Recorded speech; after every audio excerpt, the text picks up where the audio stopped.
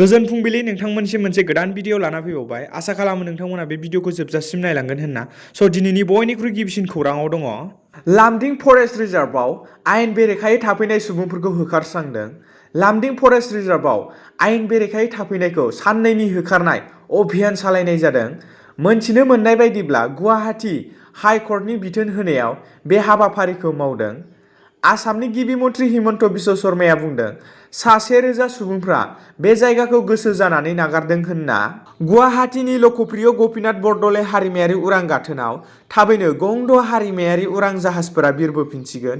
कभिड-19 नि हेंथायाव एबा दुंहाव थासारिनि थाखाय हादर नाङैनो थांलाय फैलाय हान्था मेलाखौ बन्द खालामनाय जादोंमोन।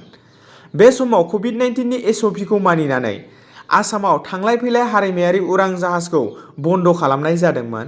नाथाय दायो आसामाव उरां जाहाजखौ बिरबोफिननो गनायथि होबाय। आसामाव लकप्रिय गपिनाथ बरदलै हारिमायारि उरां गाथोनाव Bangkok, Singapore, Dhaka, Yangon, Kathmandu आरो कलामपुरनिफ्राय जाहाजआ बिरबोफिनसिगोन होनना मोनथिनो मोन्दों। आसाम राइफलआ आसाम आरो म्यानमारनि सीमायाव बेरफ्रुग्रा बेसादफोरखौ बोखांनो हादों।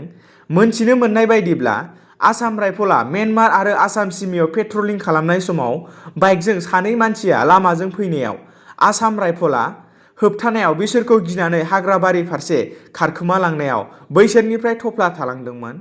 जेराव आसाम राइफलआ बक्सखौ सिग्रोमनायाव बमा बानायग्रा मुवा बेसादखौ बोखांनो हायो होनना मोनथिदों।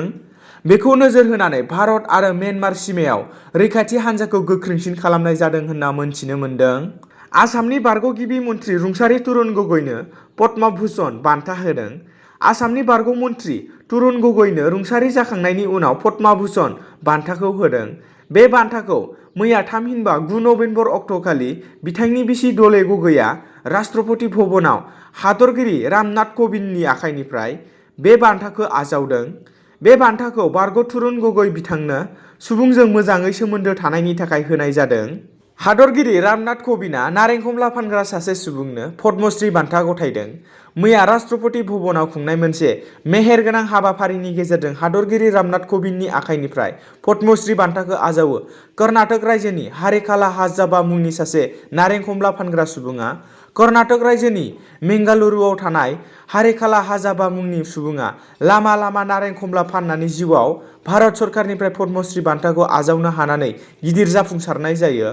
मोनथिनो मोननाय बायदिब्ला गावनि आरजिनानै मोननाय रांजों नारें खमला फालांगिरि हारेकालाया गथ'साफोरनि थाखाय मेंगालुरु गामियाव गंसे फरायसालि लुफुंनानै गोनांथार बिहोमा होनायखौ नोजोर बोनानै भारत सरकारा पद्मश्री बान्थाखौ गथायना होयो।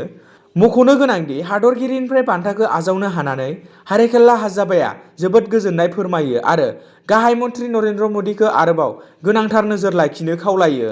दिनैनि गोथार फुंबिलिनि खौरां फोसावनाया एसेनोसै। गोजोन्थों।